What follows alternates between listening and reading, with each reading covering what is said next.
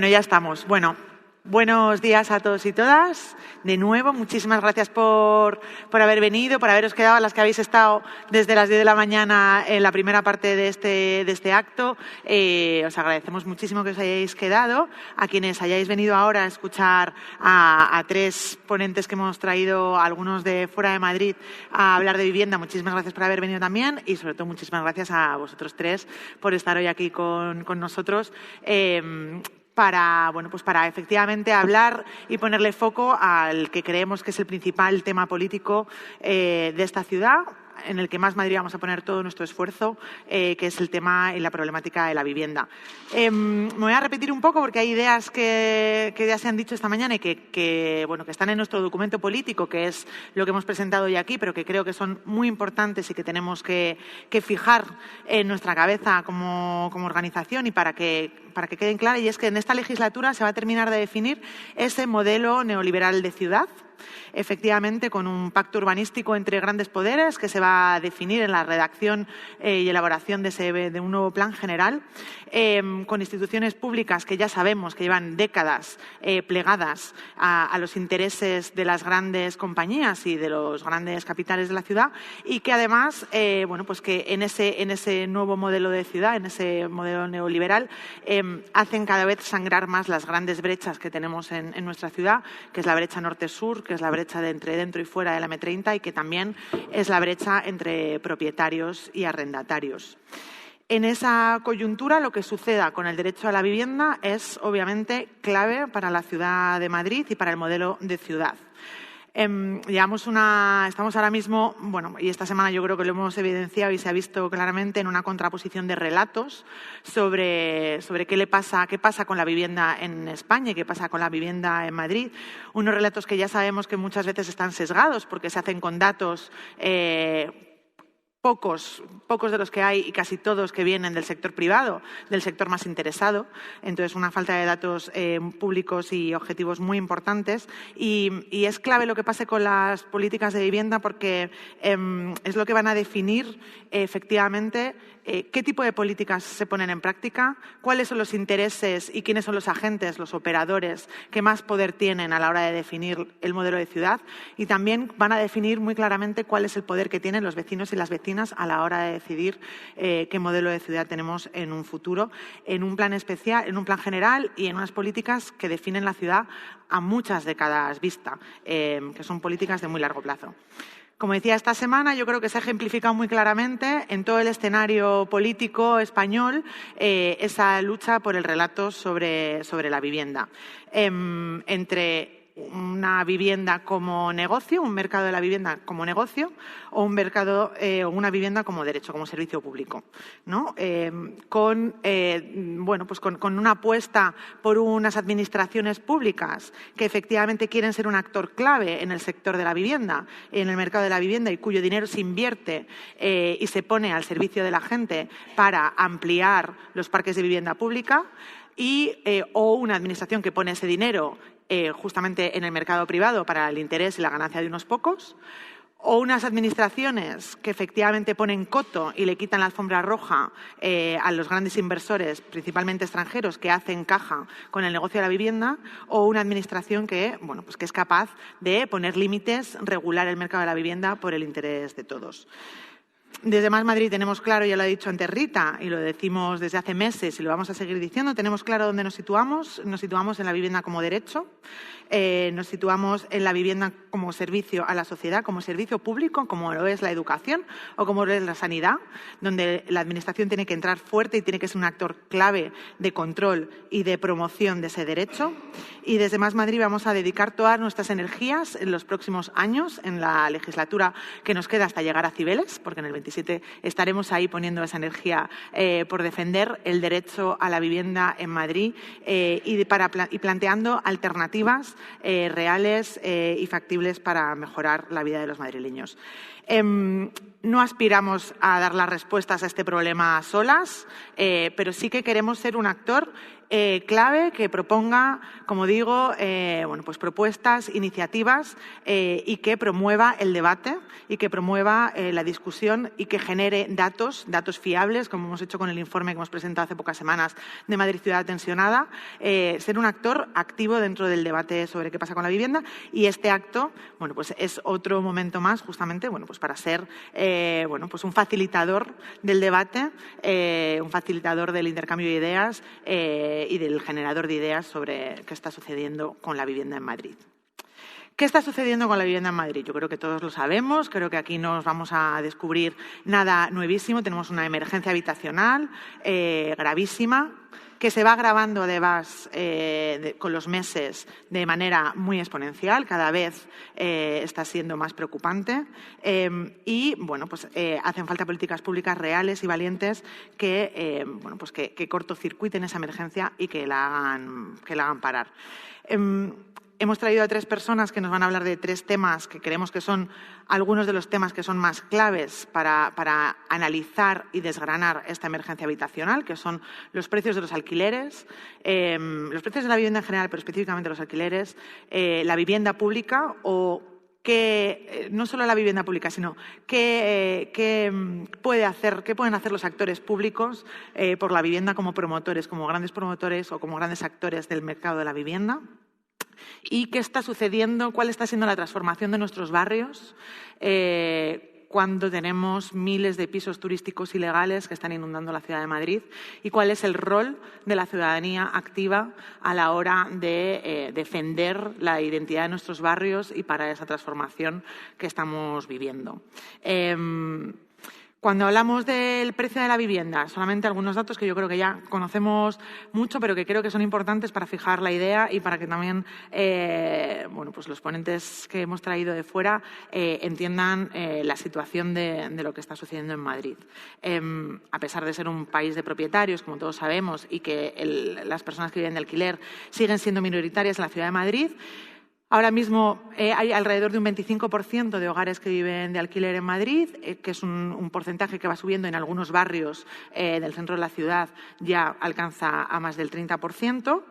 En Madrid, en principio, y aquí otra vez no tenemos datos más que los de los portales, que sabemos que probablemente están un poco hinchados, se gasta alrededor de 1.370 euros medio para pagar un alquiler, lo cual supone un 48% más de la media nacional. Como ya también sabemos todos, mientras el precio escala, y este es un precio que ha ido subiendo de manera constante desde hace 2 años y no ha parado en ningún momento de crecer en la Ciudad de Madrid, el Gobierno de la Comunidad Autónoma y el Gobierno de la Ciudad decide no aplicar la ley de vivienda, se declara insumiso y no piensa aplicar los topes del alquiler, que sería obviamente una medida que aliviaría, a lo mejor no tanto bajaría de manera dramática, pero sí aliviaría muchísimo el precio, bueno, pues la cantidad de dinero que gastamos las familias en el día a día para pagar el alquiler.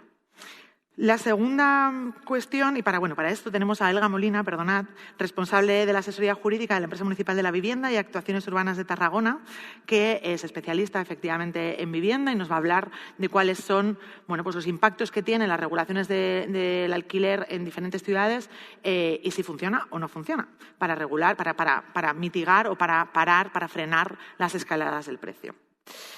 Sobre otra cuestión que yo creo que además también está muy en el meollo de las discusiones sobre las políticas de vivienda y sobre qué sucede con la vivienda, que es si hace falta oferta o no hace falta oferta, ¿no? Este es uno de los grandes meollos y aquí con Javi es un debate que mantenemos habitualmente y que también ha estado encima de la mesa esta semana, bueno, pues con las declaraciones de la ministra en la radio diciendo que efectivamente en España hace falta oferta, ¿no?, de vivienda, que normalmente viene acompañado a este meme que también repetimos muchas veces, que es que el mercado de la vivienda es un mercado como cualquier otro, que cuando funciona bien y la oferta y la demanda están balanceadas, se autorregula solo. Bueno, pues yo creo que en este sentido tenemos todos que ser conscientes y no hace falta mirar muy lejos para entender que el mercado de la vivienda es un mercado diferente al resto de mercados y que ha habido pocos momentos en nuestra historia en la que esa autorregulación haya efectivamente supuesto precios razonables para los precios de la vivienda, tanto en venta como en alquiler.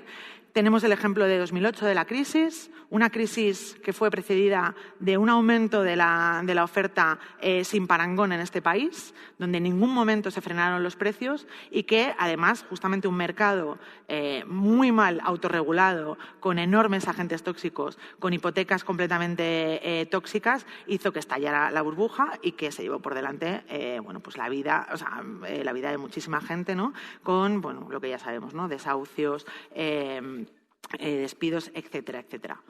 Entonces, creo que es importante que desmontemos y que hablemos sobre esta cuestión de hace falta oferta, porque normalmente va acompañada de él hace falta negocio y hace falta construir más vivienda. Y yo creo que tenemos que aquí ir a los detalles, ¿no? Y ir a qué tipo de oferta hace falta en España y qué tipo de oferta de vivienda hace falta en Madrid. Y creo que esa es una de las preguntas que nos puedes responder después, Javi. ¿Qué tipo de oferta? Si es que hace falta. ¿Hace falta oferta en Madrid? ¿Qué tipo de oferta de vivienda hace falta construir para, efectivamente, apuntar en las dos direcciones en las que queremos apuntar, que es aumentar la accesibilidad de esa vivienda, por lo cual hay que bajar los precios, y también aumentar la disponibilidad de la vivienda, que la vivienda no esté en manos de los fondos buitre o de los grandes especuladores que están comprándola y vendiéndola para poder subir el precio y poder ganar más dinero, ¿no? Que esté disponible para que efectivamente sea primera vivienda. En cuanto a la disponibilidad, que yo creo que es otra de las cuestiones principales, en Madrid hay un parque de vivienda de 1,5 millones aproximadamente de vivienda, de las cuales 200.000 viviendas no están disponibles para ser primera vivienda. De esas 200.000 viviendas, suponemos que hay una parte importante que son viviendas de uso turístico, otras que son negocios que no están legalizados, por lo cual es un uso terciario ilegal también o no legalizado, y otras que están vacías.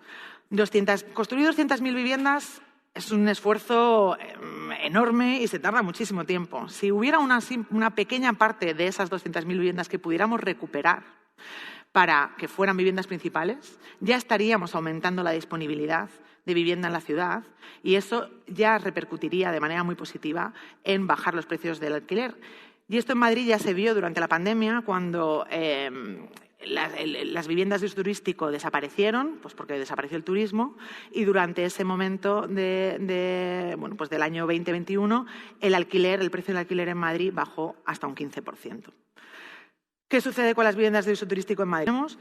Suponemos que hay entre 20.000 y 30.000 viviendas turísticas en la ciudad operando. Unos dicen más, otros dicen menos. Yo creo que están más en torno a las 30.000 que en torno a las 20.000, de las cuales, como ya sabéis también seguro, el 99% de ellas son ilegales.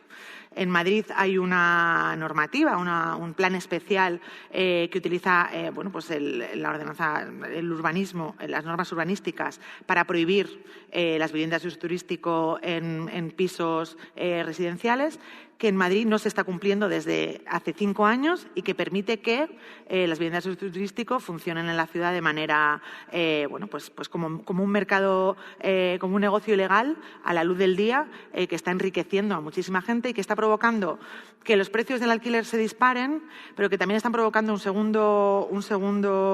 fenómeno que también es muy preocupante y que del que queremos hablar con Quique. Quique es el presidente de la Federación de Asociaciones de Vecinos de Madrid, que es la transformación de nuestros barrios. La llegada masiva de viviendas de uso turístico sube los precios de manera exponencial. Esto está suponiendo una expulsión en algunos barrios, diría que masiva o muy grande, de muchísima población, de toda la vida de los barrios, porque se sube el alquiler o directamente, ya lo estamos viviendo, porque fondos de inversión llegan y compran bloques enteros de forma masiva. Ahora mismo hay bastantes compañeros que se han marchado a Puerta del Ángel, donde está habiendo una manifestación en contra de la compra de 25 bloques por parte de un solo fondo de inversión. Desde aquí les mandamos un saludo y esta es la situación que estamos viviendo, pues obviamente en toda la almendra central de la ciudad, pero ya es una mancha de aceite que desborda la almendra central, que está llegando, Puerta del Ángel, Puente de Vallecas, la zona norte de Tetuán, y es una tendencia que afecta, ¿no? Que va a afectar a toda la ciudad. En una ciudad con un parque de vivienda público, como decíamos, raquítico, que ni siquiera da respuesta a la emergencia habitacional que está generando muchas veces también esta expulsión de los barrios. Bueno, pues esto es básicamente un poco sobre lo que queríamos hablar, estos 3 temas. Hay más, como hablábamos antes, tenemos un problema efectivamente con las SOCIMIs, tenemos un problema con la ley de SOCIMIs en España y cómo están operando en nuestra ciudad. Tenemos otra serie de problemas, por suerte las Golden Visas se han quitado, pero bueno, tenemos un problema con la ley de suelo de la Comunidad de Madrid, que efectivamente es otro nuevo episodio en el que se va a apostillar, ¿no? y a apuntalar el modelo de ciudad.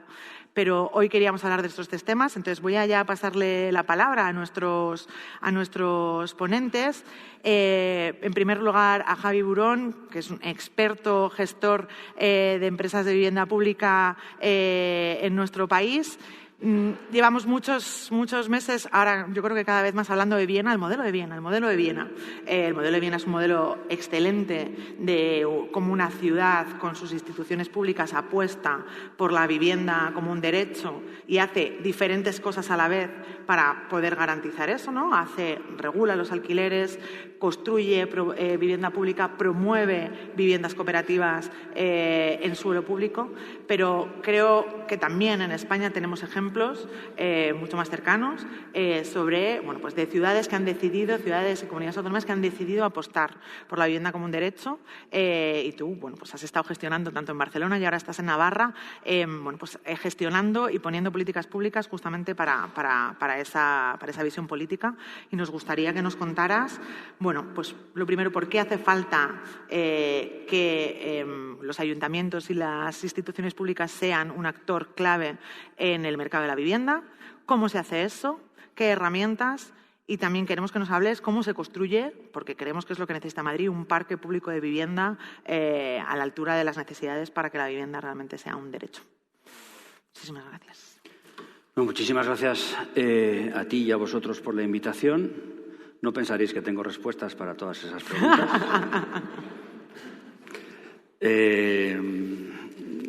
Y a base de las malas prácticas se aprende algo de las buenas prácticas. A ver, ¿qué están haciendo en el resto? O sea, ¿cuáles son los ejemplos de referencia en Europa y qué hacen? Bueno, pues yo os puedo comentar algunas cosas de cómo se funciona en Francia, Alemania, Austria, Holanda, Finlandia, Portugal y el Reino Unido. Todos los sistemas públicos de vivienda son un producto cultural, entonces no hay ninguno igual. Pero si uno mira elementos comunes, sí hay algunas herramientas que, aunque tengan nombres distintos, más o menos se repiten. Entonces, no me extenderé, pero vamos uno por uno. En Francia, ¿qué hay? Hay una cosa que se llama HLMs, que son unas entidades o públicas o privadas, o mixtas. Muchas fueron públicas, pero a día de hoy no lo son. Que hacen vivienda de alquiler social y asequible, generalmente social, permanente. Gestionan parques. ¿Por qué lo hacen? Pues porque tienen, entre otras cosas, una legislación estatal que protege ese tipo de sociedades, que las define y las protege, una ley mercantil de las Cortes sería el equivalente en nuestro caso, y porque hay un gasto público muy fuerte dirigido hacia este tipo de operadores. Cuando digo un gasto público muy fuerte me refiero a cosas que en España son heréticas. Por ejemplo, el 0,56% de la nómina de todos los trabajadores franceses va a un fondo que lo gestiona su ICO, que se llama la Caja General de Depósitos, y que se utiliza para proyectos de desarrollo urbano. Se utiliza no solo para vivienda, pero fundamentalmente para vivienda. No os animo a que hagáis campaña electoral explicando que queréis el 0,56% de las nóminas de todos los trabajadores. Pero hay que explicar que las cosas cuestan dinero.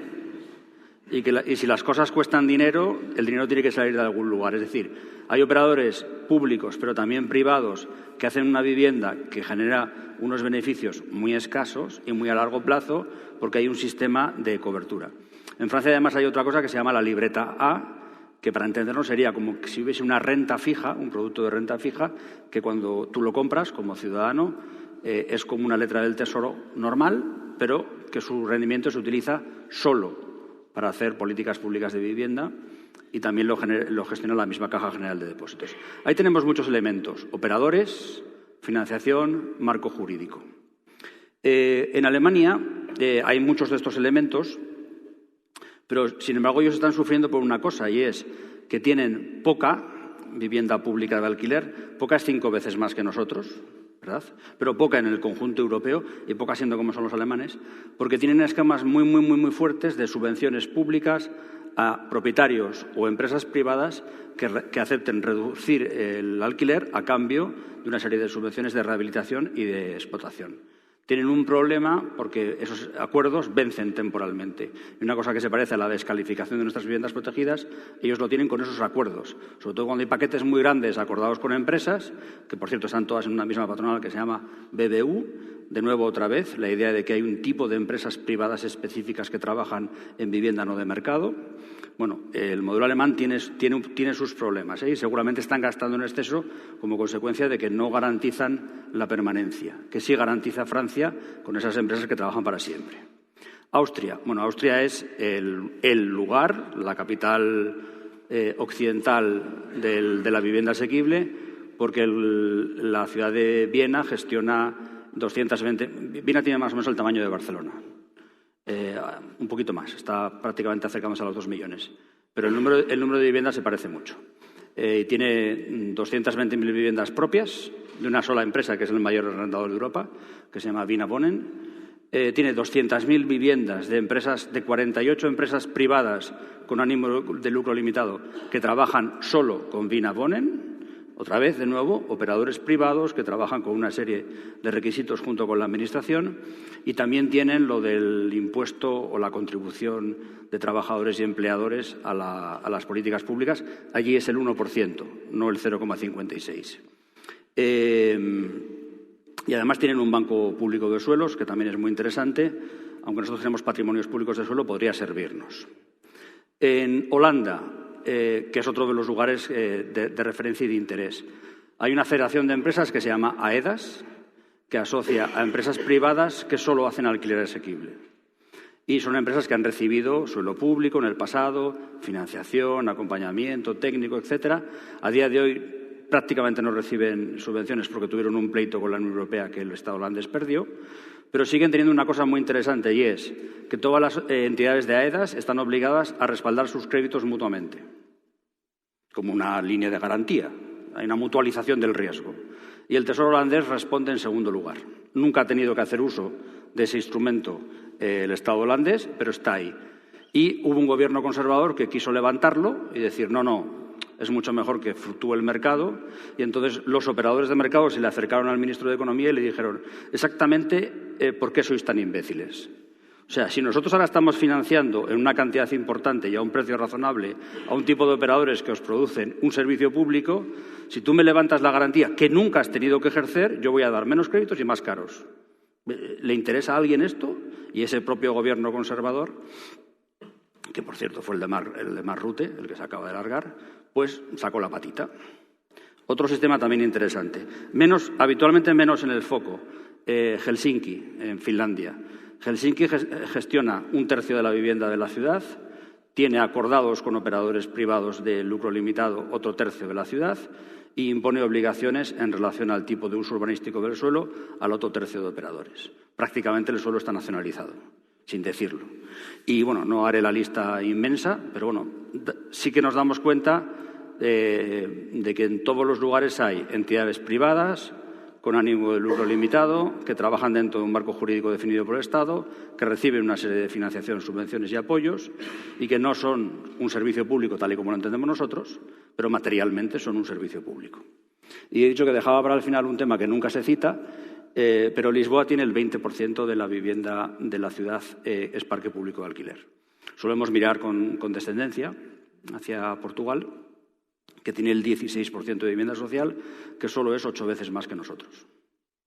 Entonces, bueno, ¿qué deducimos de todo esto? Pues que en todos los lugares hay operadores privados que trabajan de una manera que nosotros no conocemos y que nos parece muy poco intuitivo y que identificamos mal. O sea, no acabamos de ver que hay 25 millones de viviendas donde viven 53 millones de europeos y es el 11% del parque, que son viviendas públicas, cooperativas, de fundaciones y de entidades con ánimo de lucro limitado. Nos cuesta esta tercera parte en España, porque no lo vemos y porque vemos todos los peligros. Pregunta, si todos los demás han utilizado esto, ¿nosotros vamos a ser tan listos de poder hacerlo sin este tipo de instrumentos? O sea, ¿cabe la posibilidad de que nosotros lo hagamos más barato, solo con intervención pública y sin una línea de alianzas ni con el mundo cooperativo, ni con las fundaciones, ni con una parte del sector mercantil? Bueno, no sé qué queréis responder políticamente a esto, pero mi opinión personal es que es imposible, porque nadie lo ha hecho. Y creo que nosotros tenemos la obligación de desarrollar un conjunto de instrumentos que sirvan para esto. Decía Lucía antes, no siempre hay ejemplos buenos fuera, también hay ejemplos buenos en casa. Entonces yo creo que no hago trampas, pero yo voy a explicar el sistema vasco-navarro y algunas cosas que han ocurrido en Barcelona en los últimos años. Yo creo que no voy a hacer trampas porque son 3 administraciones para las que he trabajado y las pongo como ejemplo. No son las únicas que han hecho cosas buenas, pero Pamplona, Vitoria-Gasteiz y Barcelona son 3 sitios donde se han tomado decisiones urbanísticas y de vivienda que marcan modelos en España. ¿Qué herramientas disponemos que aquí en Madrid están extraordinariamente bien reinterpretadas por la derecha para que no sirvan para nada? Pues disponemos de reservas de suelo para vivienda protegida, que puede parecer una cosa muy técnica, pero bueno, es dedicar una parte de los futuros suelos y vuelos, cuando se trabaja en suelo urbano consolidado, a un tipo determinado de vivienda que no sea vivienda de mercado. En Euskadi las reservas son altísimas, 75% en suelo urbanizable, 40% en suelo urbano, prácticamente se ha nacionalizado el suelo también, y se cumple esa función social de ese suelo que no es público, es público y privado, pero que tiene un destino determinado a través de otra cosa que es la calificación definitiva. Las viviendas son siempre viviendas protegidas. ¿Por qué digo que Madrid ha reinterpretado perfectamente bien el desafío vasco para convertirlo en la nada más absoluta o en una forma de lubricar la especulación? Bueno, porque en Madrid tenéis reservas altas para la media española, si no me equivoco y después me corregís si es impreciso, en torno al 50%.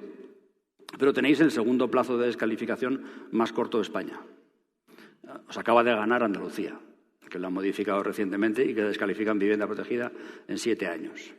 Pero aquí en 10 también ocurre, y en 9 ocurría con las Esperancitas. Eso de facto significa que todo el suelo, esté calificado para VPO o para vivienda libre, es suelo para vivienda libre. Y después el otro toque de genialidad del sector público madrileño liderado por el Partido Popular es el tema de la colaboración público-privada para el alquiler asequible. Claro, si colaboras públicamente con operadores privados para hacer alquileres caros, no estás cumpliendo el objetivo. Y si además no garantizas, en el caso de que haya suelo público a disposición, no garantizas que ese suelo público lo sea a futuro, tampoco estás cumpliendo. Entonces, lo que enfrentáis es un tipo de regulador urbanístico bastante más inteligente que la media. O sea, más inteligente que operadores de derechas en otras comunidades autónomas. Pero yo creo que, por ejemplo, cuando se introdujo la calificación definitiva permanente en Euskadi, se dijo que eso iba a romper el mercado inmobiliario, no se ha roto nada, los operadores inmobiliarios ganan dinero y la Administración hace cosas y hacen cosas juntos. Y en el caso de Barcelona, que digamos que conceptualmente a todo esto añade otra cosa, que es muchas de estas cosas ocurren en Cataluña también, pero añade otras 2 cosas, que es que no solo haya reservas de suelo para vivienda protegida, sin más, sino que haya reservas de suelo para vivienda protegida de alquiler obligatorio. Eso baja el valor residual del suelo, deflacta, y que haya obligaciones de producir vivienda protegida en suelo urbano consolidado, en la ciudad ya existente. Y que le añada poderes a la Administración como para poder intervenir cuando haya operaciones de compraventa en la ciudad ya existente. Por ejemplo, los 35 edificios que ha comprado este fondo de inversión, en el caso de Barcelona, tiene, si fuesen allí, tiene derecho de adquisición preferente sobre esos edificios y puede sustituir al comprador en la operación.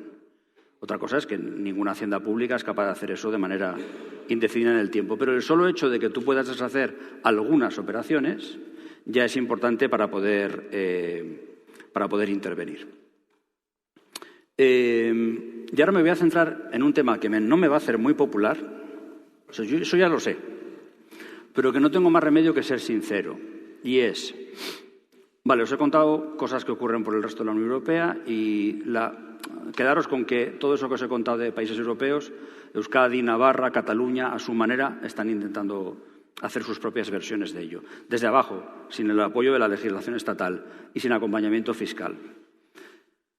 Vale, entonces, si yo lo que os cuento es que nadie ha sido capaz de generar un parque de importancia sin tener una línea de colaboración con cooperativas y fundaciones, hasta aquí ningún problema. Entiendo que políticamente nadie va a poner ningún problema a eso. Y con empresas privadas, aquí empiezan los problemas. Vale, esto nos obliga a diferenciar 3 tipos de operadores mercantiles y una realidad socioeconómica que tenemos todos y en Madrid también existe. A ver, fondos de inversión. ¿Son todos fondos buitre? No. Unos cuantos sí, pero todos no. ¿Socimis es la única forma de intervención en el mercado inmobiliario? No. Hay socimis, hay una cosa que se llama EDAPs, hay fondos y empresas de propósito inmobiliario, hay un conjunto de formas para intervenir. Y la clave, no, para mí, no es qué forma jurídica tienen, ni si son españolas o extranjeras. Por cierto, un huevo de veces cuando decimos que no sé qué socimi es extranjera, es española, O sea, tiene el domicilio fiscal no sé dónde y la operan desde Londres, pero los inversores son madrileños, son de aquí, son family offices locales. Entonces, hay una cosa que se llama fondos de distress o oportunistas, gente que compra en momentos muy complicados, barato, para vender cuanto antes y le hace mucho daño a los barrios. A los fondos de distrés les tenemos que hacer la guerra política, fiscal, legal, cultural. Ahí no tengo yo ningún problema. Después hay una serie de fondos que se dedican a producir, son fondos, les llaman developers, entran a un sitio y donde no hay suelo urbanizado o no hay viviendas construidas, las construyen. ¿Esto es un problema? No. Los developers tienen que existir y no pasa nada porque existan. Y finalmente hay un tipo de fondos que no os lo creeréis, pero que existen, en España menos, pero tenemos que ponerle las cosas fáciles para que trabajen con nosotros, que son fondos core, fondos institucionales, fondos que quieren invertir a largo plazo, que quieren ganar dinero, sí, pero que quieren tener unos beneficios relativamente moderados. Y cuando os he explicado todo lo que ocurre en otros lugares de Europa, esos fondos están ahí, porque si no, no podría haber esos millones de viviendas. Bien, a los fondos core convendría que no les hagamos la guerra y que no les llamemos buitres, porque no lo son, y que les generemos un esquema, de nuevo, cultural, político, legal y fiscal favorable. Ya sé que es complicado, pero hay que diferenciar, porque los primeros, los de distrés, son nuestros enemigos, pero los core deberían de ser nuestros aliados.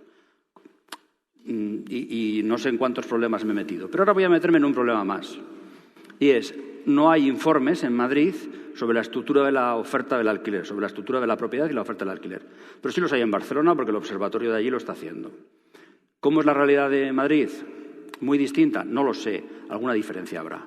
Pero hay algunas tendencias generales que se están dando en Barcelona que no creo que sean muy distintas en Madrid. Y son una cierta concentración de la propiedad, pero relativa, Es decir, un 30% de la oferta de alquiler puede estar en manos corporativas o de particulares que tienen muchas viviendas, que por el caso me da lo mismo. Y eso no ocurría hace 10 años. Sí, está habiendo una concentración, pero si un 30 o un 35% está concentrado, un 65 o 70% está atomizado. Entonces, el problema, y este es político, y yo no sé cómo se resuelve, soy un humilde gestor, es que el rentismo es mucho más poderoso que los fondos de inversión en España. Y en Madrid, pues no creo que sea muy distinto. Y no se puede tener, o sea, así como os he dicho claramente 3 tipos de fondos y con quién haría la guerra yo, a quién favorecería, y ese espacio intermedio que es necesario pero no es problemático, en el caso del rentismo, el problema es que el rentismo somos nosotros. El problema son nuestros padres, nuestros tíos, nuestros hermanos, yo mismo. Quiero decir que está muy extendido sociológicamente y está entre nuestro electorado y me atrevo a decir que entre nuestra propia militancia. Y ahí es más difícil manejar un discurso de qué incentivos son razonables y qué penalizaciones son las necesarias. Y, por ejemplo, como he decidido que esta mañana me voy a meter en todos los problemas del mundo, vamos con uno más. ¿Todo incentivo fiscal a la oferta de alquiler es malo? ¿Per se? ¿Siempre?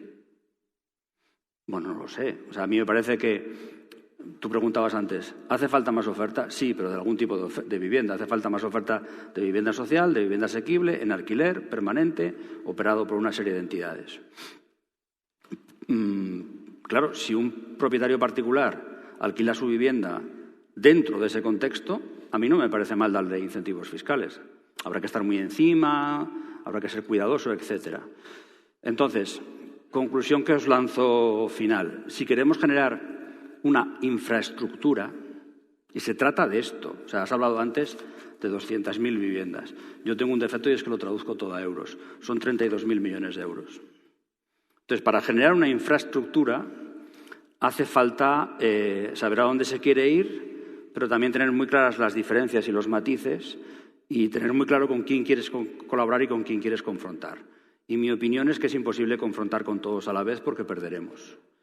¿Cómo se consigue dividir para generar aliados? Tampoco lo sé. Ahora, también os digo que estoy en mi tercera ronda de gestión pública y en Euskadi conseguimos tener aliados. En Cataluña hemos tenido aliados porque se ha generado un ecosistema de vivienda cooperativa y una empresa mixta con inversores privados. Y en Navarra vamos a intentar hacer a la Navarra lo mismo, y yo sí sé que vosotros enfrentáis un problema más severo, porque esto es Mordor.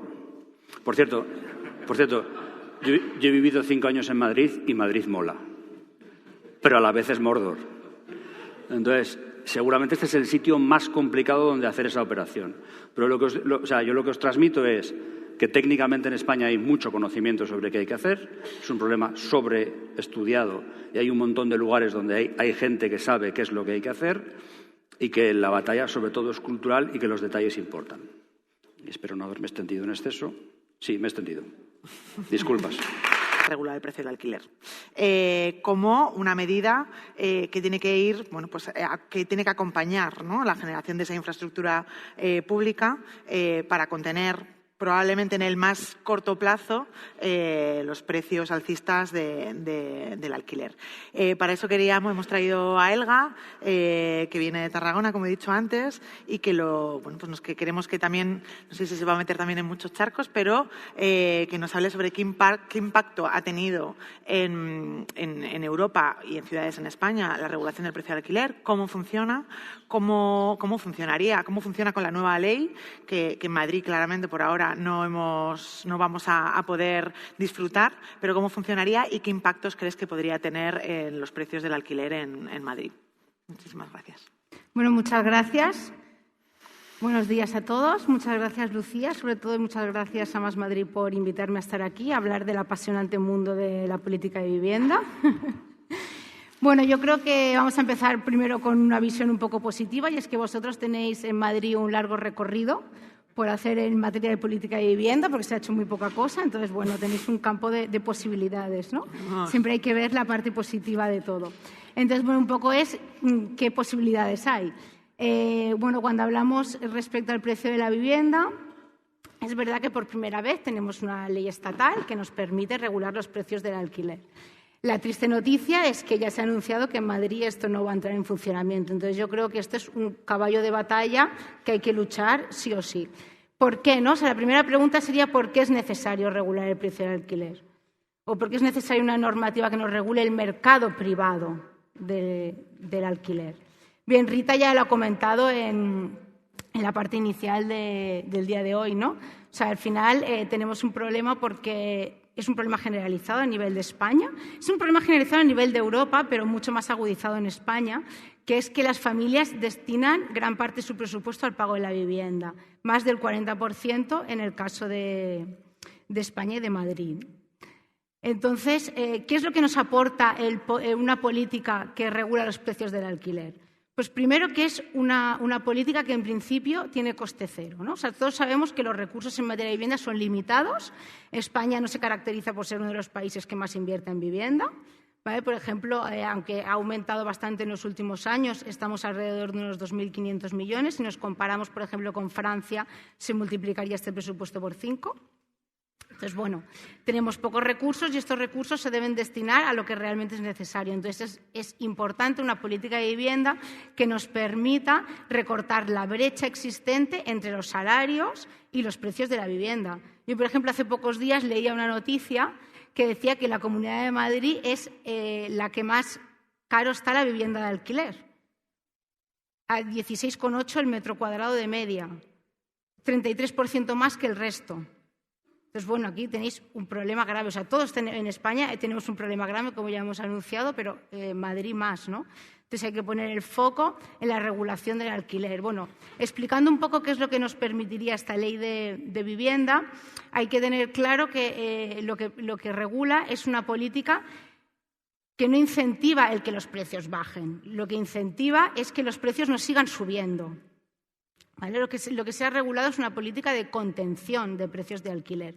¿Por qué? porque lo que permite es que en aquellas viviendas que se llevan en los últimos 5 años se han alquilado, no permite subir el precio del alquiler, simplemente actualizarlo. Hay que respetar el último precio que se ha estado pagando por esta vivienda.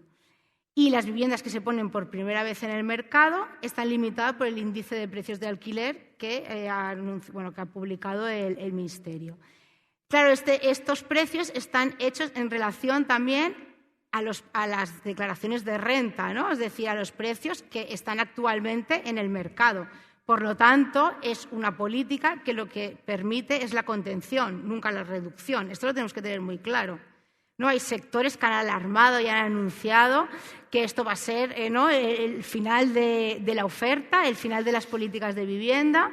Bueno, yo creo que han recordado muy bien las políticas que introdujeron, ¿no? los contratos de renta antigua, la ley del 64. Bueno, hay que tener muy claro que el sistema que se está planteando está a años luz de esto.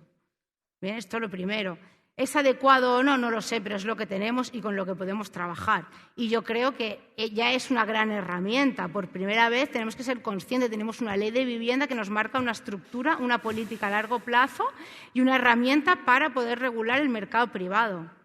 Y a partir de ahí vamos a seguir trabajando. O sea, no hay soluciones sencillas a problemas complejos. Entonces, yo creo que Lucía ha dado en una de las claves principales, que también ha remarcado muy bien Javier. Es decir, al final es una diversificación en política de vivienda. Tenemos una serie de herramientas y hay que trabajar con todo lo que tenemos. Primero, recortemos esta brecha salarial entre salarios y precios de la vivienda para dar una homogeneidad y una estabilidad al mercado privado, para poder dedicar el presupuesto que tenemos a hacer política de vivienda para aquellas personas que realmente lo necesitan. Está claro que el precio de vivienda está asimilado al salario mínimo interprofesional. Esto es una vergüenza. O sea, estamos obligados a compartir o a vivir, o sea, a estar casados, a vivir en familia, a tener más de un sueldo en una casa para poder tener independencia. Si no, estás condenado a compartir vivienda. ¿Esto realmente es dar solución al derecho a la vivienda? ¿Esto es una vivienda digna? Que es lo que predican no solo nuestra Constitución, sino muchísimos instrumentos a nivel internacional. Yo creo que no, ¿no? Entonces, bueno, claro, la pregunta que me hacía Lucía es qué impacto tiene esto en el mercado, ¿no? Yo creo que realmente, bueno, hay que tener claro que la única comunidad autónoma que realmente esto se está aplicando es Cataluña. Se hace desde el 16 de marzo, por lo tanto, es muy difícil evaluar si realmente esto, de momento, ha tenido sus frutos, ¿no? Sí que es verdad que nosotros tenemos una ley previa que fue declarada inconstitucional y que estuvo vigente durante un año en Cataluña. Durante este año son numerosos los estudios que han puesto en evidencia que han comparado los precios de las zonas que tenían precios regulados con las zonas que no tenían precios regulados. Y bueno, se ha demostrado que en las zonas donde tenían los precios regulados, por lo menos lo que se ha conseguido es que estos no suban. Incluso hay zonas en las que se redujo el precio hasta un 5% más o menos. ¿Vale? Entonces, bueno, es evidente que son políticas que, como digo, no son la panacea porque no van a ser la solución total, porque los colectivos realmente vulnerables van a seguir sin poder pagar su vivienda y, por lo tanto, se sigue necesitando de recursos y de políticas públicas, de ayudas y de toda esta construcción de política de vivienda asequible que dé cobertura a todos estos colectivos, pero sí que es verdad que, bueno, por lo menos frena uno de los principales problemas, que es que esta brecha o este problema para pagar la vivienda siga aumentando.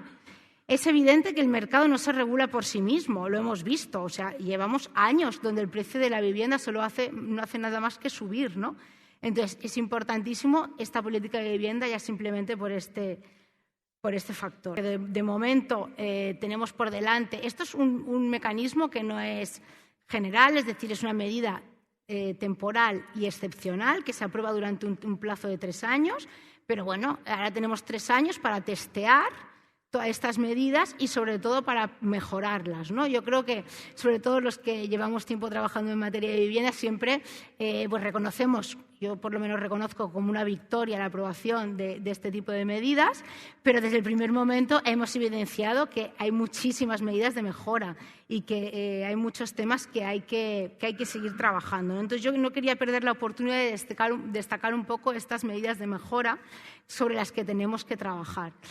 Lo primero es que comunidades como Madrid, que ya han anunciado que no van a aprobar esta medida, no puedan permitirse ese lujo. Entonces, principal mejora, que exista una obligación de aquellas zonas que realmente están declaradas, cosa que sean zonas tensas, que cumplen los requisitos para ser declaradas zonas tensas, es decir, que sus familias destinen más del 30% de sus ingresos al pago del alquiler y a la vez que en los últimos 5 años haya aumentado más de un 3% por encima del índice de precios de consumo el precio del alquiler. Esto es fundamental. Si cumples uno de estos requisitos, tú tienes que poder declarar o poder presionar a tu comunidad para que se apruebe estas medidas. Si no, esto es contraproducente, no solo para los ciudadanos, sino también para el resto de comunidades que lo quieren o que quieren aprobarlo, ¿no? Porque al final lo que hace es desplazar la especulación hacia estas comunidades. Bien, esto como primera medida. Después, yo creo que hay una carencia fundamental en la ley que hemos resaltado por activa y por pasiva, que es las dificultades para sancionar. Antes, previo a estar aquí sentados, he estado hablando con Lucía sobre todo sobre uno de los problemas, ¿no? que ella me avanzaba sobre el tema de la vivienda turística y sobre muchos otros problemas, que es la carencia o la falta de un cuerpo real de inspección que se dedique a sancionar. Pero no solo eso, es que nuestra ley de vivienda no tiene una regulación para poder sancionar todas las normas que se están regulando. Se establece una prohibición de cobrar comisiones a la hora de alquilar una vivienda, de renovar tu contrato de alquiler. Esto es un avance brutal. Pero realmente, si esto no se sanciona, es papel mojado. Lo mismo sucede con los precios del alquiler. Entonces, bueno, como habéis visto, parto siempre desde el positivismo. Creo que, aunque es súper necesario esta regulación, hemos de partir de lo que tenemos y tenemos una Ley General de Consumidores y Usuarios que nos regula la posibilidad de sancionar. Nos dice que no podemos pactar sobre precios, nos dice que no podemos pactar cláusulas que vayan en contra de la ley ni que causen desequilibrio y que, por lo tanto, no se pueden pactar cláusulas abusivas. Por lo tanto, aplicando esta normativa, podemos sancionar. El problema es que hay que tener la voluntad y crear y destinar el presupuesto para que esto suceda. Un presupuesto que evidentemente se va a recuperar, porque son sanciones que llegan hasta los 90.000 euros. O sea, el dinero que se puede recaudar es importante para subvencionar todo este tipo de... Por lo tanto, lo que falta es voluntad. Claro, lo que también se ha anunciado es, bueno, claro, pero es que la Ley General de Consumidores y Usuarios solo es aplicable a los empresarios, a una regulación dentro del consumo, ¿no? Entonces, todos esos propietarios que son personas físicas no pueden ser sancionados por esta normativa. Bien, si miramos la normativa, hay la jurisprudencia del Tribunal de Justicia de la Unión Europea, sentencia del 30 de mayo de 2013, define... Primero nos dice que la vivienda es un bien necesario y esencial para los consumidores, que además se regula en una normativa que es muy compleja y muy difícil de entender por el consumidor y que por ello merece una especial protección.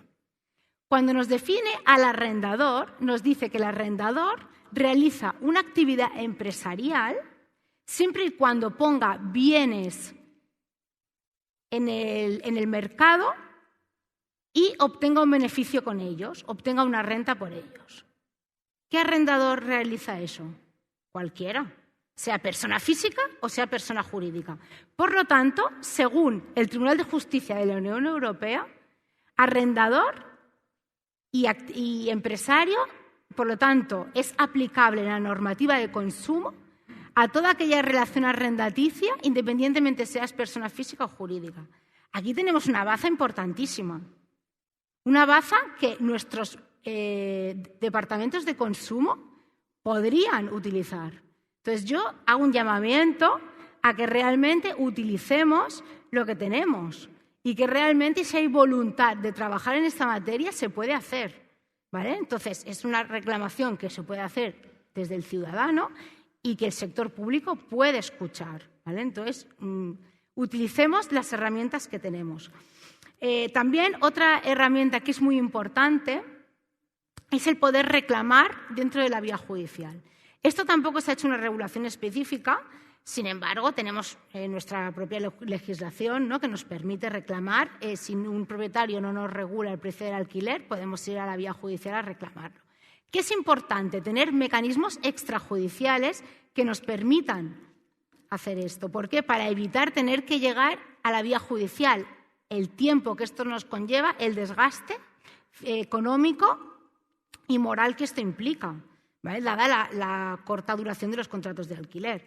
Entonces, es importante hacer esto. En Europa hay que tener en cuenta que no estamos inventando nada nuevo. Son muchísimos los países que regulan los precios del alquiler, ¿vale? Austria, Alemania, Suiza, Suecia, Holanda, muchísimos países. En Estados Unidos también. Entonces, no estamos inventando nada nuevo. La mayoría de estos países tienen sistemas extrajudiciales para reclamar este tipo de... O sea, cuando el propietario no reconoce este derecho, pues poder ir a una vía de conciliación o de mediación gratuita que te permita reclamar. A mí me gusta mucho el sistema inglés y el sistema irlandés, que tienen sistemas que se hacen mucho vía telefónica, telemática, son sistemas muy rápidos. Al final hay que hacer comprender al propietario que tenemos una ley que regula los precios de los alquileres, y le haces entender que esto es así y cuál es el precio que tendría que poner en su vivienda. Es evidente que no tiene sentido la vía judicial por el coste que esto le va a implicar, ¿no? Entonces, bueno, todo este tipo de servicios que poner a disposición estos servicios de los ciudadanos es importante, ¿no?, para la efectividad, sobre todo, de estas medidas. Por otro lado, también, ¿no?, una de las cosas que más se ha criticado, se ha dicho, es contraproducente regular los precios del alquiler porque desincentiva la oferta. Bien, hay que recordar que cualquier política, en todos los ámbitos, tiene sus efectos positivos y tiene sus efectos negativos.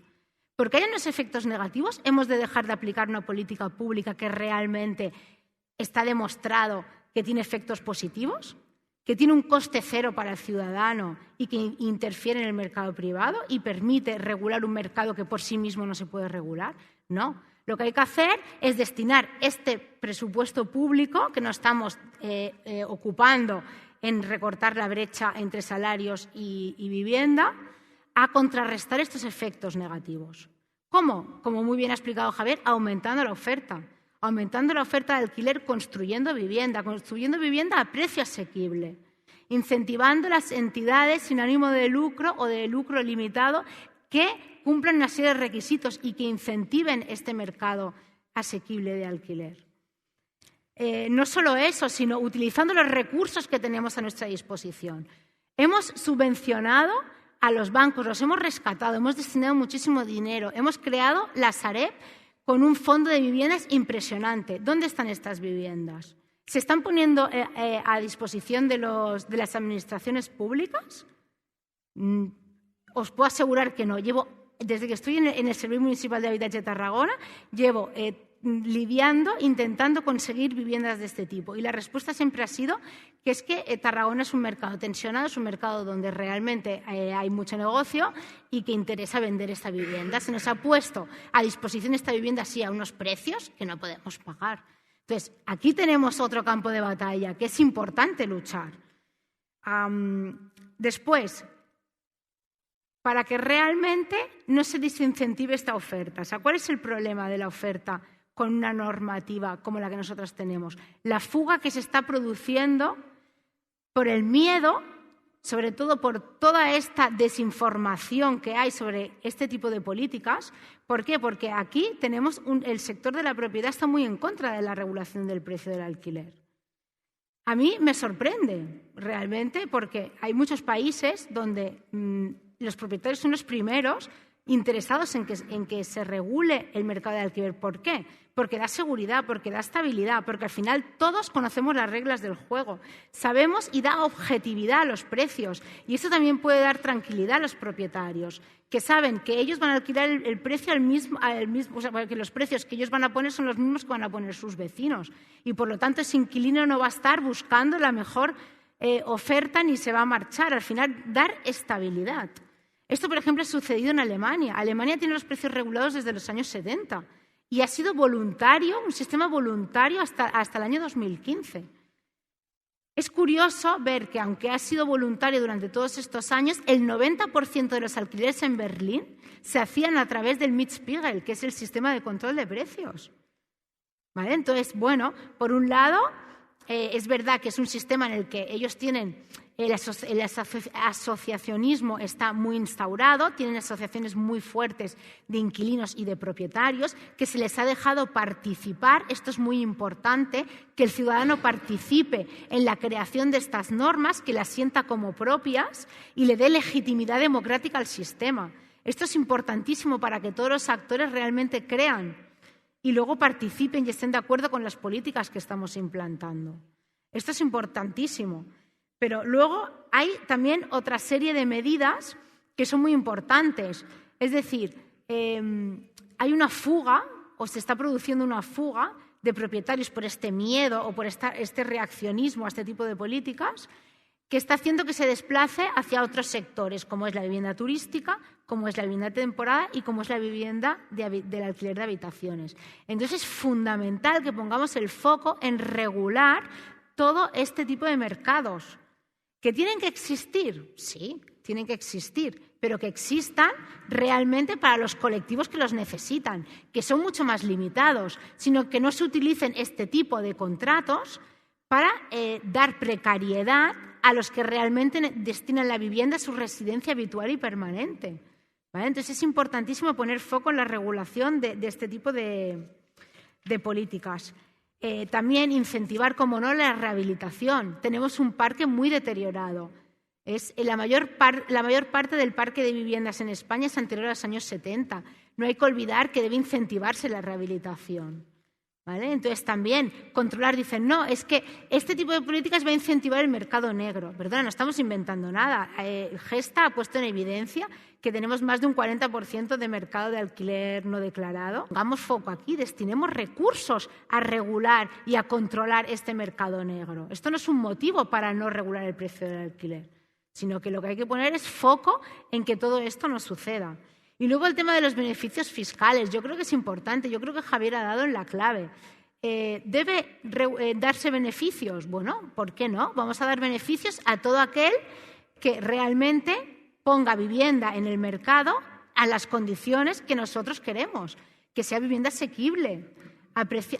La ley, por ejemplo, regula medidas que yo creo que son importantes. Cuando tú declares una zona tensa, tú puedes aplicarte una reducción en el precio de alquiler de hasta el 90%, siempre y cuando reduzcas un 5% el precio de la renta anterior.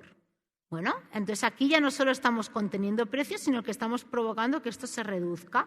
Pues ¿por qué no? Yo creo que aprobar este tipo de medidas no es contraproducente, ¿vale? Siempre y cuando entren en las reglas de juego de hacer vivienda realmente asequible. Entonces, bueno, simplemente para finalizar, insistir en este tema, ¿no? En que realmente, pues bueno, hay que ser positivos, tenemos un gran recorrido, pero tenemos que trabajar para que las medidas que tenemos realmente se puedan hacer efectivas. Si realmente no obligamos a que las políticas de regulación de los precios sean obligadas, es muy difícil que podamos trabajar en esta línea. Muchísimas gracias. Muchísimas cosas, efectivamente, gran margen de mejora en Madrid, yo creo que en toda España. Quería enlazar, ¿no?, esto que comentabas sobre, bueno, puede haber regulación, podemos avanzar en tener buenos marcos legislativos, buenos marcos normativos, pero luego si eso no tienen un control y no se aplican y no se pone dinero en aplicarlo o no se pone voluntad política en aplicar las normas, bueno, pues no sirven de mucho. Está con nosotros, por último, Quique Villalobos. Queríamos que viniera también a esta mesa y queríamos tener la experiencia madrileña y queríamos tener bueno, el relato y como la experiencia de lo que está pasando en Madrid, también desde el punto de vista de sus vecinos y sus vecinas. Para nosotros es un actor clave en la definición del modelo de ciudad a futuro. Es un actor clave con el que llevamos muchos años trabajando y con el que vamos a seguir dialogando y haciendo cosas conjuntamente en los próximos años. Así lo pone en nuestro documento y así lo ha dicho Rita. Actor clave y yo creo que además actor clave en esta cuestión de la vivienda, en lo que decíamos, yo creo que hemos dicho los tres, sobre que una de las diferencias principales que tenemos con Europa es el relato, como la sensación, la vivencia que tenemos sobre la vivienda los ciudadanos y las ciudadanas. Y eso aplica a quienes alquilan, a quienes tienen propiedad y también a quienes rentan, ¿no? O sea, a quienes son propietarios y ponen en alquiler, ¿no? Esa idea de que puede haber un 90% de propietarios que asuman de manera voluntaria en Alemania, que ponen sus alquileres a precio regulado, bueno, pues eso es un cambio de mentalidad que en España no tenemos y tenemos que ir hacia él y tenemos que trabajar claramente hacia él.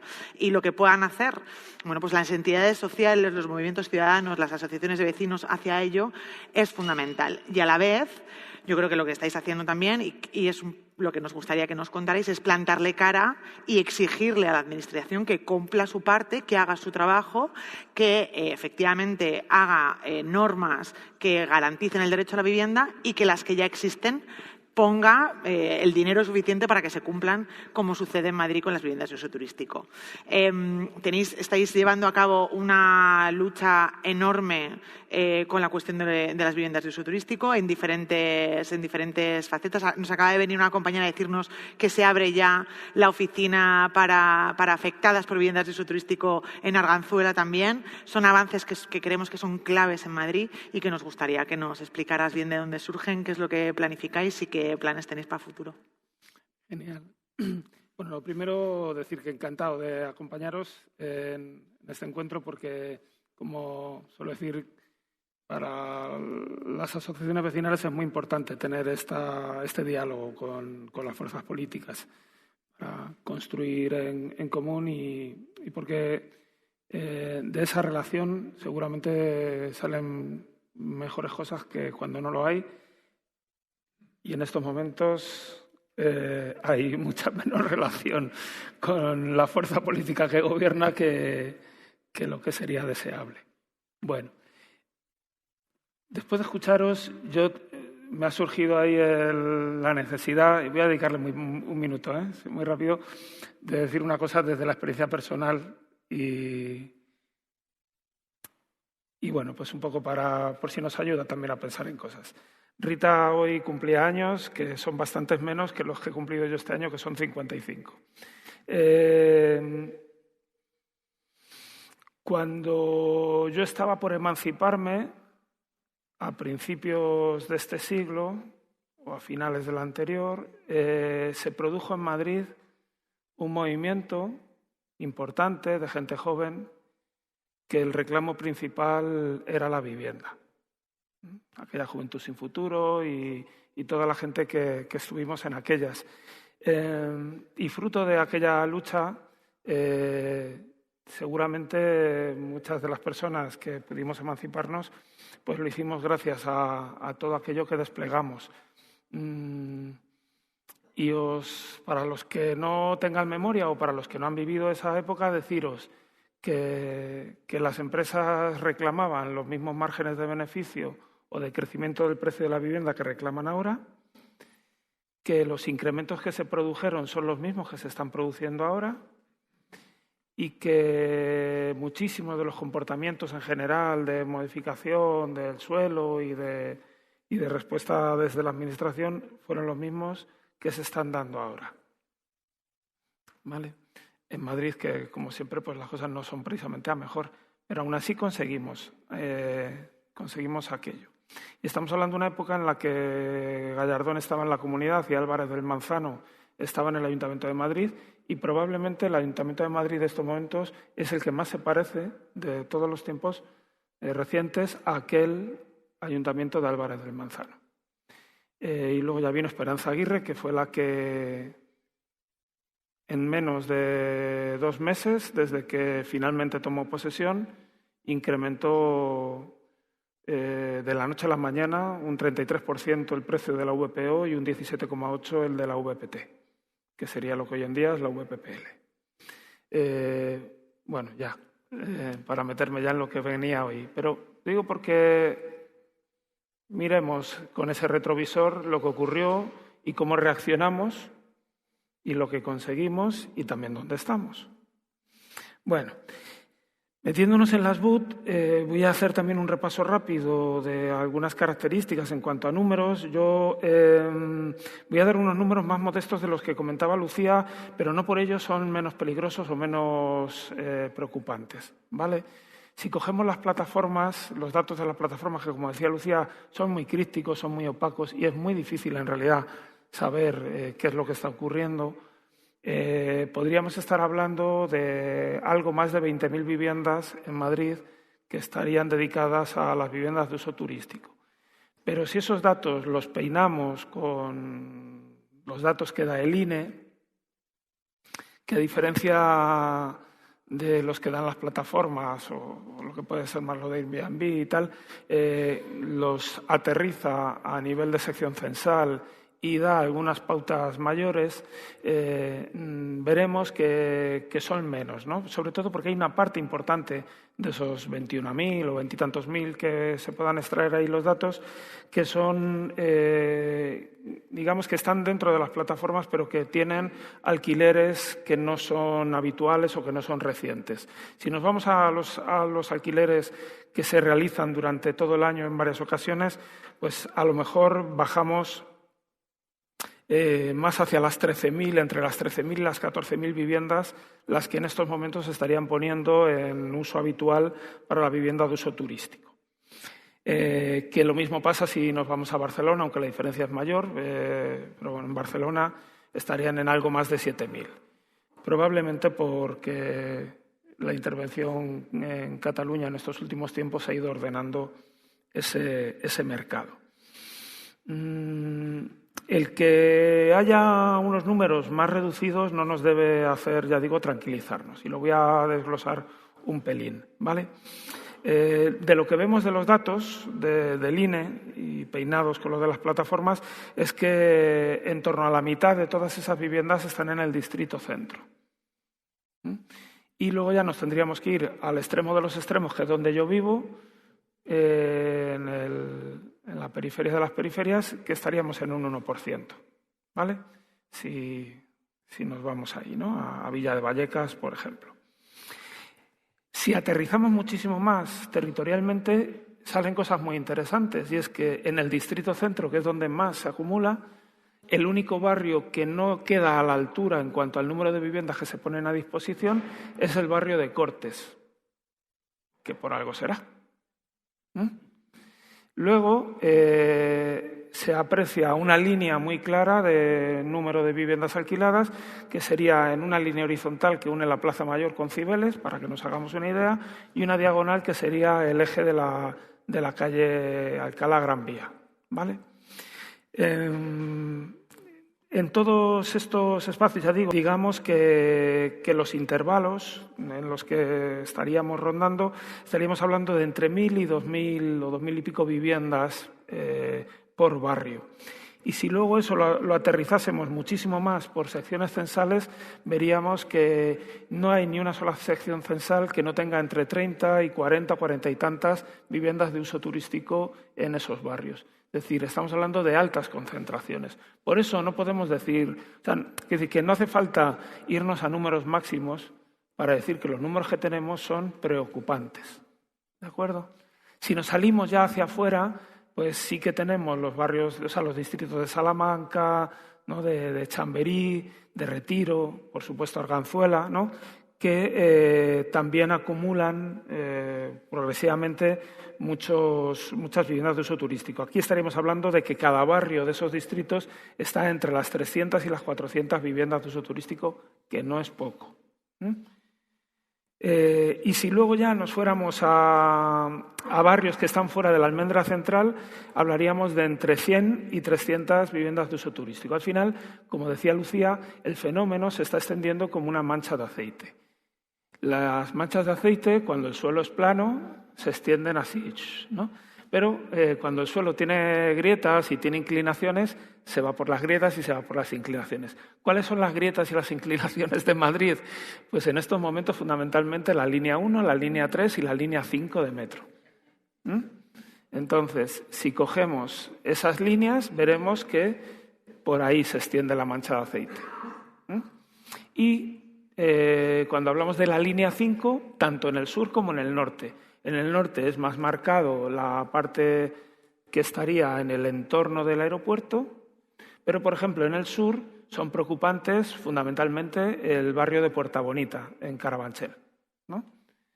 En Vallecas, muy preocupante, Numancia y San Diego, con esa grieta que facilita, que es la avenida de la Albufera, pero que en el fondo es la línea 1 de metro, ¿no? Y así podríamos, bueno, no quiero ahí en ese sentido extenderme ya muchísimo.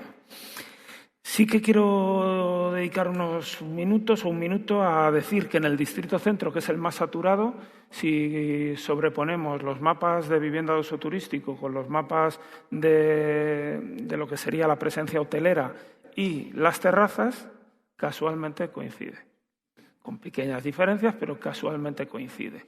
Con lo cual, en el fondo, en el caso concreto del distrito centro, pero que no deja de ser un anticipo de lo que puede ocurrir en otros lugares, con características en ocasiones medianamente similares, es que hay una asociación de intereses, una asociación de intereses económicos y de actividad económica y que profundizan en la grieta, en esas dificultades para la ciudadanía que sufre unos problemas graves en relación con la presencia de este tipo de actividades. Entonces, solamente por dar un dato, el 54% de las terrazas autorizadas en Madrid están en el distrito centro, frente al 46% que están, en el distrito centro y en los 7 distritos de los que estábamos hablando, mientras que el 46% estarían en los 14 distritos restantes.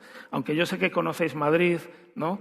Pero para la gente que vivimos en Madrid es importante que no nos olvidemos de que Madrid es una ciudad de ciudades.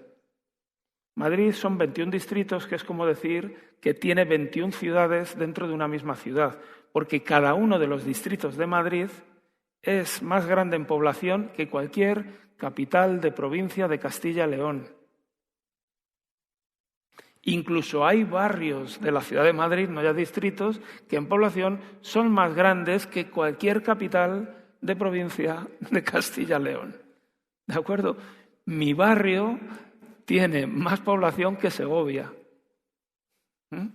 Más población que Segovia. ¿Vale? Entonces, bueno. Luego, una cosa importante también, a modo para que luego entendamos lo que hacemos y por qué lo hacemos. Allá por 2010 yo estuve en un encuentro que se hizo en Bilbao. Bilbao tiene una cátedra que desarrolla en la Universidad de Deusto. Es una cátedra sobre ocio que desde que se instaló el Guggenheim en Bilbao lleva analizando las aportaciones, las tasas de retorno que genera el ocio en la ciudad, ¿no?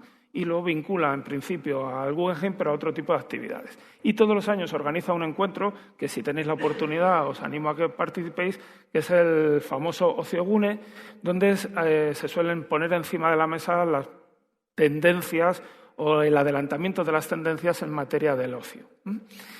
Allá por 2010 o 2011, en la que yo estuve, se contaron 2 o 3 tendencias y os voy a decir 2 que eran interesantes. Una era, se puso encima de la mesa la plataforma Filmin, que era, es decir, Filmin, mucho antes o cierto tiempo antes de que empezáramos a usar Netflix, pero Filmin, ¿vale? Y la otra era lo que se llamaba y se sigue llamando el couchsurfing, ¿no? Es decir, esa especie de surf de sofá, donde se hablaba de plataformas en las que la gente compartía, ¿no? Yo me voy a Londres, tú te vienes a Madrid, yo te dejo mi casa, tú me dejas la tuya, qué guay, la colaboración, ¿no? ¿Ah? Bueno, y entonces eso ha ido generando la idea de que las BUT son una suerte de actividad económica vinculada a la colaboración, vinculada a completar la renta y una serie de cosas así. Bueno, pues nada más lejos de la realidad. Si vemos los datos, de del orden de 2 de cada 3 viviendas de uso turístico se alquila completa y no por habitaciones. Y especialmente en la Almendra Central, el cálculo sería de que aproximadamente 75 frente a 25 se alquila la vivienda completa y no por habitaciones. Mientras que en esos distritos periféricos sí que hay más presencia del alquiler por habitaciones que la vivienda completa. Esto, junto con otros datos, lo que nos viene a decir, ¿no?, es que una mayoría de las viviendas que se alquilan como BUT están puestas en el mercado por personas que tienen más de una vivienda, incluso 10 viviendas. Es más, si buceamos en los datos vemos que aunque cambian de nombre, los operadores que ponen encima de la mesa esas viviendas son los mismos. Es decir, es una actividad empresarial de altos vuelos, porque estamos hablando de que son grandes tenedores. El 60% tiene 2 o más viviendas, ¿vale? Y más de una cuarta parte de las viviendas poseen o gestionan 10 o más viviendas. El 93% de las BUT se destinan a alquiler corto, es decir, no hay nada que soporte el que es una actividad de corte colaborativo. La media de alquiler está en 139 euros y podríamos ir desde los 173 euros en el distrito de Salamanca por noche a los 66 euros en Villa de Vallecas. Y estaríamos hablando además de alquileres en los que se exige que hagas entre 2 y 3 noches, ¿vale? Alquileres cortos, pero con exigencias de cierta permanencia. Bueno, me voy ya a otras cosas más importantes. El gran problema que genera la vivienda de uso turístico en los barrios es que rompe, por un lado, la convivencia o digamos, el uso residencial, y esto es muy importante porque atenta contra el derecho a la inviolabilidad del propio domicilio, que está por encima del derecho a la propiedad, que estaría en otro apartado de la Constitución donde no aparece como un derecho fundamental. Y aunque es verdad que el derecho a la vivienda también anda por ahí, lo que sí que estaría dentro de lo que llamamos derechos fundamentales es, como digo, el derecho a la inviolabilidad del propio domicilio. Esto vale para infinidad de cosas, contaminación, etcétera, pero vale también para todo lo relativo al descanso vecinal. Si tú en tu casa todos los fines de semana tu vecino de pared es una fiesta, es un hotel, se está vulnerando el derecho a la inviolabilidad de tu propio domicilio, porque el ruido vulnera ese derecho. Y esto es lo que no se está teniendo en cuenta desde las administraciones y se regula alegremente, como si estuviéramos hablando de regular la propiedad. Esto es lo que está moviendo a mucha gente en los barrios a rebelarse contra esta situación. El concepto de uso residencial es imprescindible. Se lo decía antes a Lucía, si nos vamos a los primeros artículos del PEJUM, ya acabo, del PEJUM, nos dice que el uso principal de un edificio es aquel que reúna el mayor número de metros cuadrados. Es una norma que es poesía. Es muy sencillo. ¿Qué otros usos secundarios o compatibles son los que se pueden dar en el edificio? Los que no reúnan, los que no cumplan el primer precepto. Segundo verso, poesía. Es decir, es así de sencillo. Y lo que no se puede es estar adulterando continuamente con normas espurias lo que es el derecho a disfrutar de la intimidad de tu propio domicilio. Esto es lo que está dando lugar a una primera iniciativa, que posiblemente sea la primera del Estado, de crear una oficina de apoyo a las vecinas y a los vecinos para defenderse de estas viviendas de uso turístico, que empezó en centro pues desde un par de asociaciones, la de Sol y Letras y La Corrala, y que, como decías, ahora se está extendiendo paulatinamente pues en este caso Arganzuela y esperemos que algún otro sitio. Se están haciendo un montón de asambleas donde se está poniendo encima de la mesa pues la forma en la que la gente se puede defender, que hoy por hoy el único argumento, la única herramienta puramente legal, directa, es el que en la comunidad de propietarios, por la ley de propiedad horizontal, decidan por un 60% de propietarios el que no pueda haber viviendas de uso turístico en el edificio. Nosotros pensamos que esta norma sigue siendo demasiado pobre. Nosotros exigimos que con que haya un 40% de los propietarios que no quieran vivienda de uso turístico se debería prohibir. Y luego pues tenemos toda una serie una batería de demandas que son las que intentamos trasladar a los partidos políticos y trabajar desde esa oficina y en las asambleas que estamos haciendo, ¿no? Desde luego el declarar todo el distrito centro un distrito tensionado en el que no pueda haber una mayor presencia, todo lo relativo, como estabais diciendo, al tema de lo que es la inspección. En Madrid ciudad, en esa ciudad de ciudades, hay menos de 10 inspectores para revisar esto. Menos de 10 inspectores, no tocan ni a uno por distrito. Y si ya nos vamos a la Comunidad de Madrid, pues ni te cuento. Son del orden de 4 los que hay en la Comunidad de Madrid. Entonces, esto es esencial porque normas hay suficientes. Algunas normas se pueden mejorar, pero las normas, para hacerlas cumplir, tiene que haber alguien que las haga cumplir. Y mientras que no haya esa vigilancia, pues es imposible. Y la otra forma es la organización vecinal, ¿no? Igual que os dije al empezar que creo que es una clave, creo que en la otra parte está el que nos tenemos que defender. Porque, y con esto acabo, en el distrito centro y en general, si cogemos el número de viviendas de uso turístico que hay con el parque de viviendas, en general que hay, ese 1,5 millones, alguien podría decir, pues tampoco son tantas, no llegan al 1% o están en torno del 1%. Y dices, sí, tienes razón, si nos quedamos ahí son solo el 1%. Pero si cogemos y nos vamos a las viviendas que no son ni segunda residencia, o podríamos llamarle viviendas vacías, pero bueno, son viviendas que no son la primera residencia en general, en el distrito centro estamos hablando del 35%. Y si hablamos del 35% en el parque disponible para poder hacer lo que sería la oferta de alquiler, estamos hablando de una actividad que rompe el mercado. Por eso es esencial que esa tendencia no siga extendiéndose como una mancha de aceite y que la podamos controlar en esa almendra central, donde ya es un problema muy consolidado. Gracias. Muy rapidito, muy concreto para ti, Elga.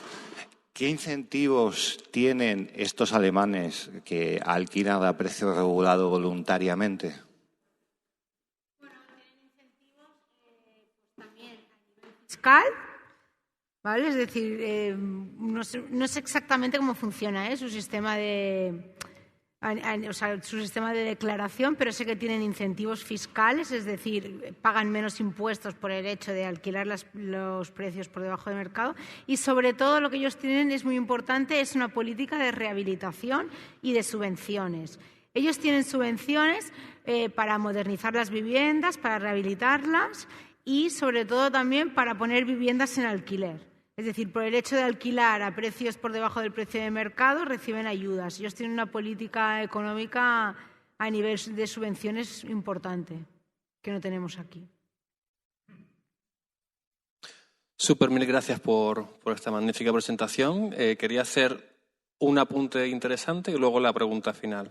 El apunte es que es curioso que de los instrumentos que nos habéis puesto encima de la mesa, que hay muchos, ¿no? Pero yo creo que hay 3 fundamentales: derecho de tanteo y retracto para comprar y evitar especulación, regulación de alquileres y regulación de pisos turísticos. Curiosamente aquí, que el Partido Popular no hace nada, el Partido Popular de otros lugares sí lo hace. O sea que aquí tenemos que recordar y meterlos en sus contradicciones, ¿no? Yo vengo de Canarias y os puedo asegurar que, mirad las noticias que vienen de allá, el gobierno del Partido Popular y de Coalición Canaria acaba de aplicar una normativa de regulación turística bastante dura. ¿Por qué? Porque está viendo que está muy fuera de control la situación en Canarias. Y quizás aquí hay que empezar a poner esa contradicción, ¿no? Lo mismo que en Valencia nos encontramos que frente al Partido Popular, que quiso ir contra el Constitucional por el tema del derecho de tanteio y retracto, lo acaba de aplicar para comprar un bloque de edificios en Valencia, el Ayuntamiento de Valencia, para alojar justamente a las familias que acaban de tener un problema con un fuego, ¿no? Con desalojadas, ¿no?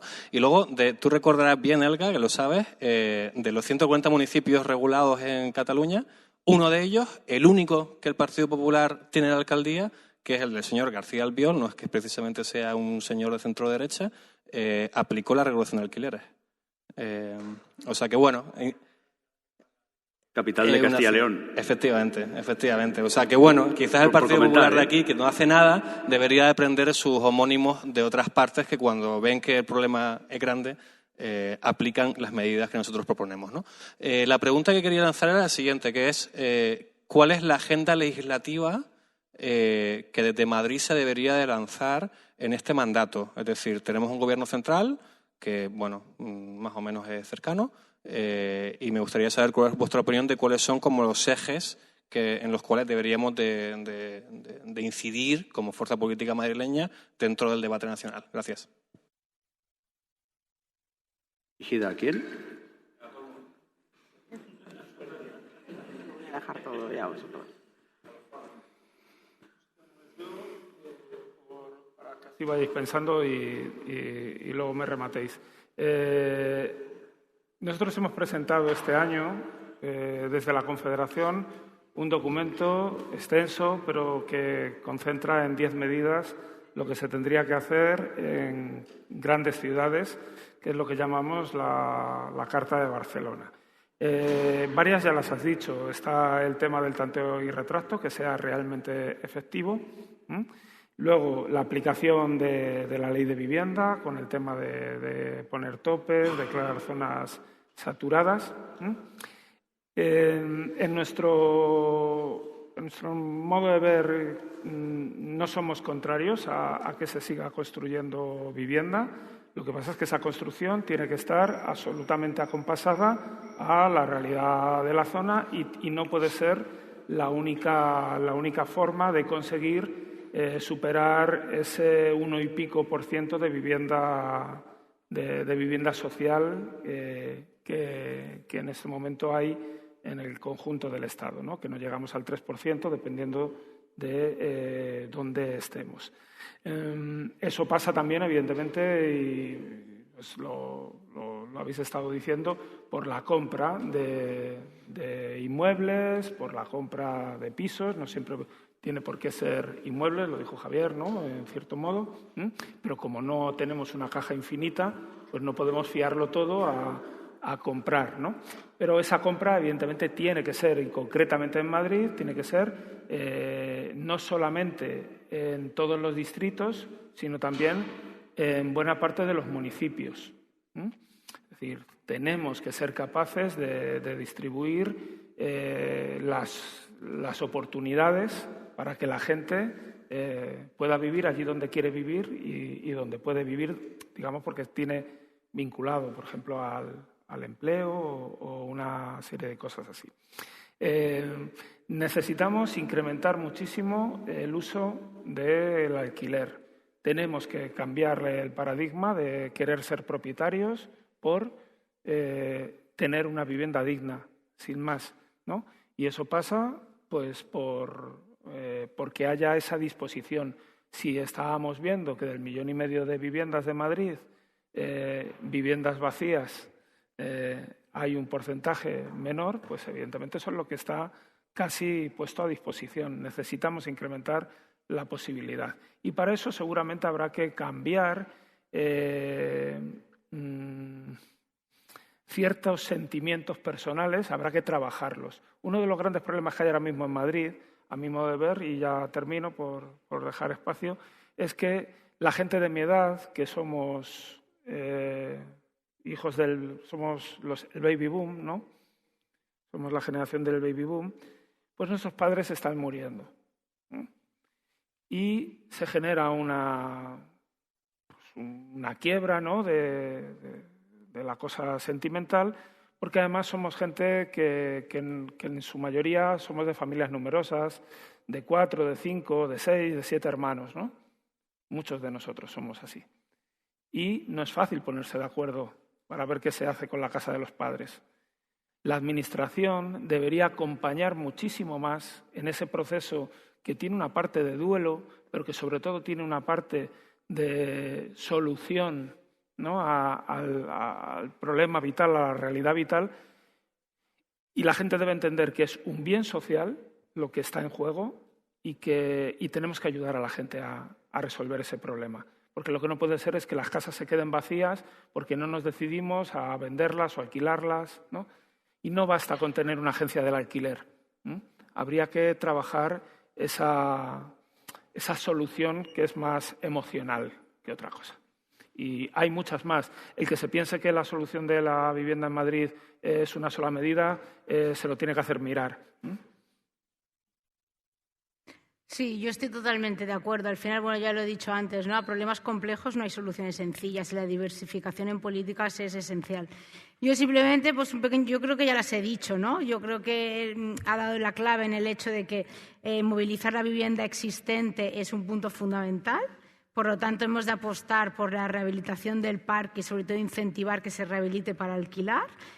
Profesionalizar el sector, es decir, al final, yo creo que Javier lo ha dejado muy claro, es muy difícil que incentivemos la oferta y que dispongamos de un amplio parque de vivienda asequible si no contamos con un colaborador estrecho que nos ayude a esto. Entonces, hay que concienciar y tener claro que el beneficio que se tiene que obtener en la construcción y puesta a disposición de vivienda tiene que ser limitado.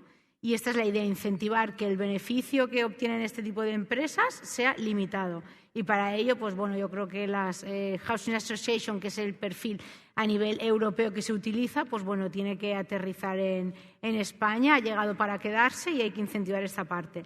Y por la parte que yo ya he comentado, ¿no?, del tema de los precios, creo que es fundamental el que se pueda obligar a las zonas que realmente cumplan los requisitos y que son zonas tensionadas, pues que estas comunidades se les pueda obligar a que regulen los precios del alquiler, fundamental.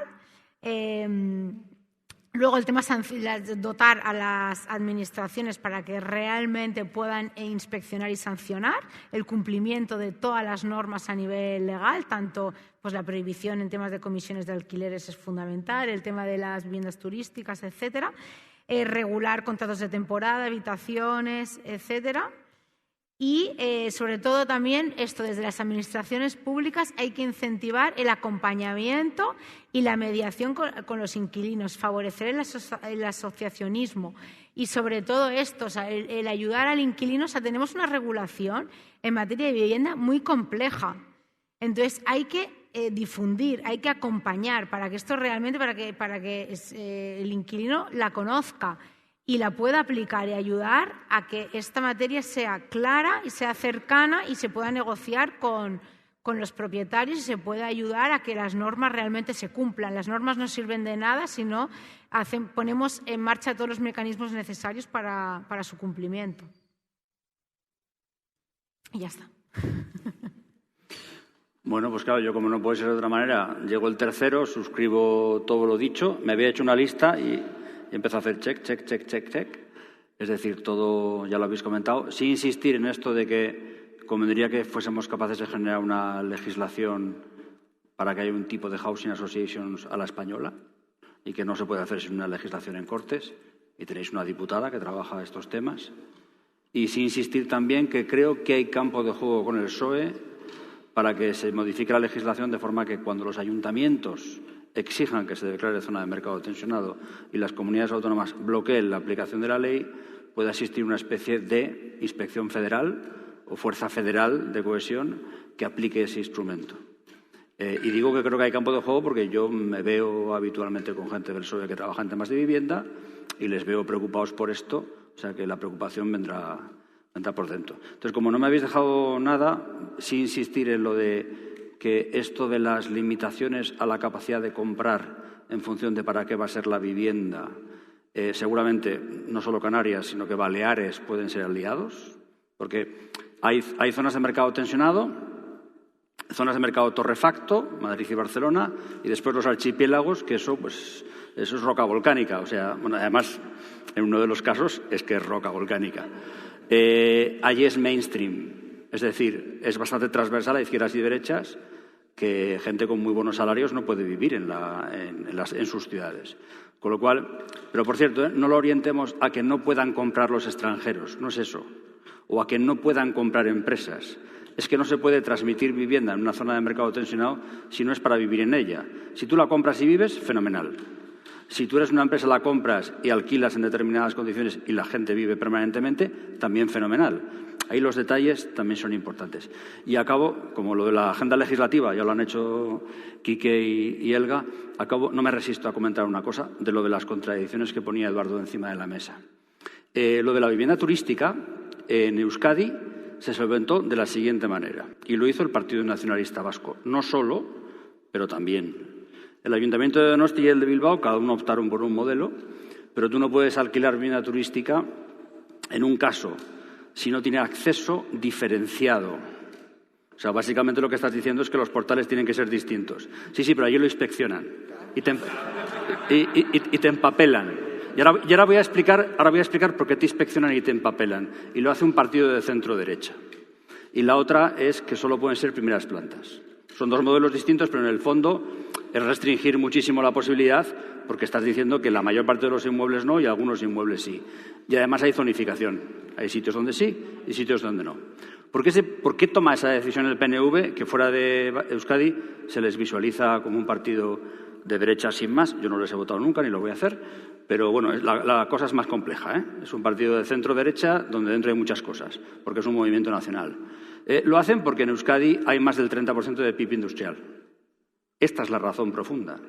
Porque cuando tu economía depende de la industria, tú tienes a todos los sectores al servicio de poder vivir de la industria. Y cuando hay gente que te viene y te dice vamos a jugarnos nuestro territorio y vamos a apostarlo todo al turismo, los que te dicen que no son los empresarios y las empresarias industriales, que te dicen ¿os habéis vuelto todos locos o qué? Entonces, ¿hay turismo? Sí, hay una cierta actividad, pero es pequeña, es instrumental, es accesoria al tema principal. Y aquí os cito a un caballero que está morano, pero que vive entre vosotros, que es a Jorge Diony López, que dice que las dos industrias fundamentales de Madrid son la capitalidad /poder y el movimiento. El movimiento es toda esta gente que va y viene constantemente y que va y viene especialmente en Madrid. Entonces ya sé que esto va a parecer marciano, pero una de las mejores maneras de generar políticas públicas de vivienda sólidas es ir subiendo todos los años un puntito, 2 puntitos, el PIB industrial, porque y bueno, yo otras cosas no, pero marxista sí soy, esa transformación estructural te cambia las reglas de juego. Pues nada, muy bien. Muchísimas gracias. Yo solamente, por añadir a...